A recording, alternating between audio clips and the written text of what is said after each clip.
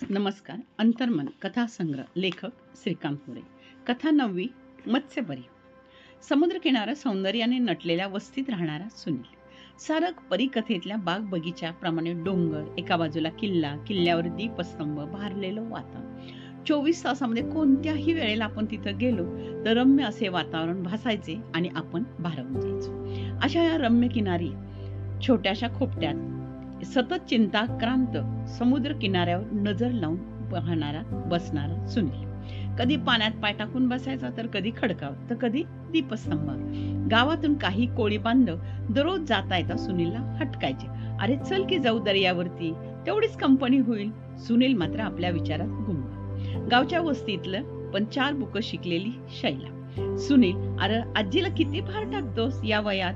काम बिम करतोस का नाही? उठ सूट येड्यागत या दर्याकडे बघत बसतोयस. शैला रोज तिच्या आईसोबत हरणे बंदरातल्या मासे बाजाराला मासे विकण्यासाठी जायची. मासे बाजारात सगळ्यात उठून दिसणारी शैला. लोक मासे खरेदीला आल्यानंतर हमखास मासे पाहण्याआधी शैलाकडे पाहायचे. अहो, मासे घ्यायचे का नाही? माझा भाऊ माशापेक्षा स्वस्त नाही बरं का, लय भारी आहे, महाग आहे. आणि फटाफट असं म्हणत सुरी चालून कामाचा तुकडा पाडायची. शैलाला सुनीलचं कौतुक वाटायचं. शैलाची आई म्हणायची, अगं बिनाईचं पोर हाय, त्याची आई लय लवकर गेली बघ, त्याला कुणीतरी समजवलं पाहिजे. चांगला हट्टा कट्टा आहे, घरात समद मासेमारीचं सामान आहे, का असं एकटा बसतोय कुणास ठाऊक. पावसाळ्याच्या दिवसात शैला डोक्यावरती खोपटी घेऊन बाहेर पडलेली असते. सुनील भर पावसात बंदरातल्या खडकावर उभा असतो. अरे आजारी बिजारी पडशील की, खोपटा घेऊन तुला येता येत नाही वाटतं? आज सुनील पहिल्यांदाच तोंडातून शब्द काढतो आणि शैला त्याला बोलकं करते. अगं, मी लहान असताना मला आईनं सांगितलं होतं की सागरामध्ये जलपरी असतीया, सागरकन्या असतीया. महादू पण म्हणत होता नशिबवान माणसालाच मत्स्यपरी भेटतीया. असं बडबडत सुनील शैला बरोबर घराकडे परततो. हळूहळू शैला आणि सुनीलचं आलटून पालटून दिवसाआड बोलणं व्हायचं. शैला त्याला गंभीरपणे सांगते, अरे येड्यापरी मत्स्यपरी अशी काय तुला किनाऱ्यावरून दिसणार हाय होय? ती तर तुला सागरामध्ये गेल्यावर घावल. सुनील शैलाच्या बोलण्याने विचारमग्न होतो. एक दिवस गावच्या 2-3 मदतीनं तो सुनील समुद्र किनाऱ्याकडे जातो. वाडवडिलांची त्याच्याकडे असलेली जुनी नाव डागडुजी करून घेतो. आजीच्या मागं लागून पैसे घेतो आणि होडीला रंगरंगोटी करतो. पेंटरला बोलावून मत्स्यपरी असं त्याच्यावरती नाव लिहून घेतो. सुनील 1-2 घेऊन परत किनाऱ्यावर इकडं तिकडं न फिरता दर्यावरती जाऊ लागतो. शैला त्याला म्हणते, आज पण मी तुझ्यासोबत होडी बरोबर येणार हाय. अरे हे काय, तुझ्या होडीत तर जाळं बिळं काहीच नाही की, कशी पकडणार त्या मत्स्यपरीला? त्या दिवशी वेळ झाला तरी शैला त्याला जाळं घेऊन यायला लावते. सुनीलच्या 24 तास दर्यावरच्या सफारीत मत्स्यपरी काही सापडत नाही, पण जाळ्यामध्ये मासे मात्र रोज घावत असतात आणि सुनील ते शहराकडे विकण्यासाठी देत राहतो. शैलाची आई म्हणते, अगं पोरगो किती नशिबवान हाय बघ, समद्याहून त्याला जास्त मासे गावतात. दिवसामागून दिवस जात राहतात.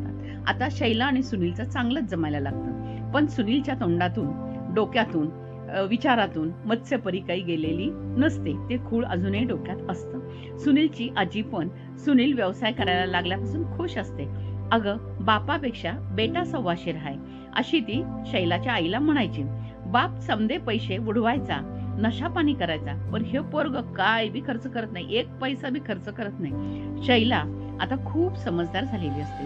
4 माणसात वावरून तिला स्वतःच्या अस्तित्वाची जाणीव झालेली असते.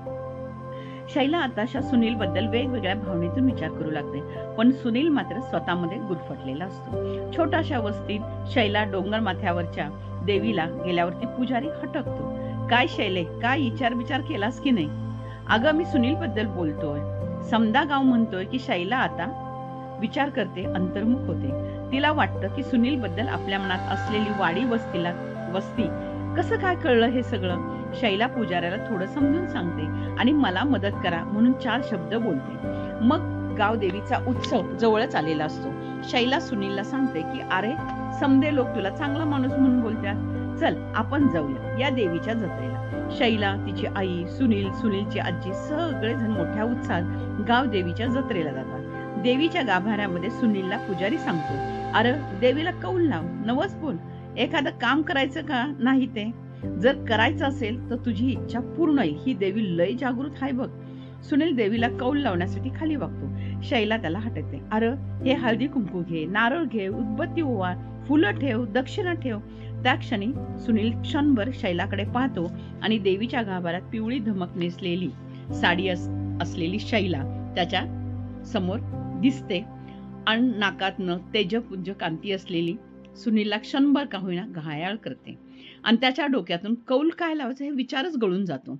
तसं पुजारी त्याला म्हणतात, अरे पोरीचं बरोबर हाय, लाव कौल, तुला भेटेल ती, मनात काय इच्छा असेल ती पुरी होईल.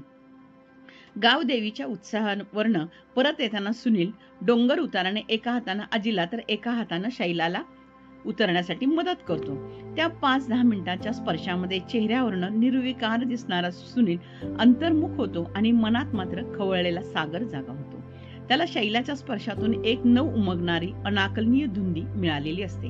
घरी परतल्यावरती भात आमटी खाऊन सुनील खोपटातल्या लाकडी खोक्यावरती अंग टाकतो आणि क्षणात त्याला गाढ झोप लागते. क्षणात त्याला गावदेवी मोठ्यानं सांगत असते, अरे ए तू कौल लावायला होतास नव, अरे एड्या ती मत्स्यपरी तर तुझ्या सोबतच हाय, तुला डोळं बिळ हायत का नाही? अरे जिनं तुझ्या आयुष्यात लक्ष्मी आणली तीच तर मत्स्यपरी हाय. सागरानं अशा कितीतरी सागर कन्या तुमच्या सोबतीला दिल्या आहेत, जरा नीट डोळं उघडून बघा की. झोपेतून सुनील ताटकन जागा होतो. त्याला कालपासून मत्स्यपरीच्या ऐवजी शैलाच्या आठवणीनं भरलेलं असतं. विचारात शैलाच असते. सुनील लवकर आटपून होडीकडे जातो. बाजारातून फेरफटका मारतो. शैला मात्र त्याला कुठंच दर्शन देत नाही. 1-2 दिवस असेच गेल्यानंतर सुनील अस्वस्थ होतो आणि थोड्या डोंगराच्या खुशीत राहत असलेल्या शैलाच्या घराकडे सुनीलची पावलं आपोआप वळतात, पण परत तिच्या निम्म्या रस्त्यावरनं माघारी वळतात. सायंकाळी आजी त्याला म्हणते, अरे जत्रेला आल्यापासून तू कामधंदा सोडून दिलाय काय रे? म्या म्हंटल होतं तुझं लगीन थाटामाटात करावं. सुनील उठतो, किनाऱ्याकडे जातो. सुनीलच्या डोळ्यासमोर अचानक मच्छपरी दिसू लागते. चक्क खडकावर बसून समुद्रात बुडणाऱ्या सूर्याला पाहत असलेली मत्स्यपरी त्याला दिसते आणि सुनील धुंदी धावत पळत तिच्या शेजारी जाऊन बसतो आणि त्याला वाटतं की आता ती पाण्यात जर उडी मारून पळून गेली तर, म्हणून तो धावत धावत जाऊन तिला पकडतो आणि शैला एकदम दचकून भानावर येते. पण सुनीलचा चेहरा पाहिल्यानंतर मात्र तिच्या डोळ्यातून अश्रू तरळतात. ती शांतपणे त्याच्या खांद्यावरती विसावते. नंतर बराच वेळ ते गप्पा मारत असतात आणि घराकडे नंतर परततात. आजी नंतर सुनीलचं लग्न थाटामाटात शैलावर लावून देते. आता शैलाच्या आईलाही आता जावई छान मिळालेला असतो. ऋतुचक्र पालटत असतात, दिवसामागून दिवस जातात आणि एक दिवस जेवणानंतर सुनील आपल्या छोट्या मुलीला मत्स्यपरीचीच गोष्ट सांगत असतो आणि शैला सुद्धा ती मधून अधून गोष्ट रंगवीत असते आणि मध्येच सुनीलच्या डोक्यामध्ये एक कविता रेंगाळते. शैलालाच तो म्हणत असतो, मधासारखी मिठास जिभेवर रेंगाळणारी तू आहेस, मधासारखी मिठास जिभेवर रेंगाळणारी तू आहेस, मिठासारखी जिभेला चव देणारी तूच आहेस, मिठासारखी जिभेला चव देणारी तूच आहेस, जिभेवर साखर पेरणी करणारी गोडी तूच आहेस, सागर किनारी तन्मनाला गारवा देणारी तूच आहेस, रात्री स्वप्नात परी होऊन हवेत तरंगणारी शैला तूच आहेस, मेघ होऊन प्रेमाची बरसात करणारी तूच आहेस, श्रावणधार होऊन माझं अंग तापवणारी शैला तूच आहेस, तूच वसंत फुलवतेस आणि माझ्या आयुष्यात स्वप्न मखमली फुलवतेस. अशी तू माझी शैला, माझी मत्स्यपरी तूच आहेस, तूच आहेस. धन्यवाद. आपला परिवार, मनोरमा परिवार.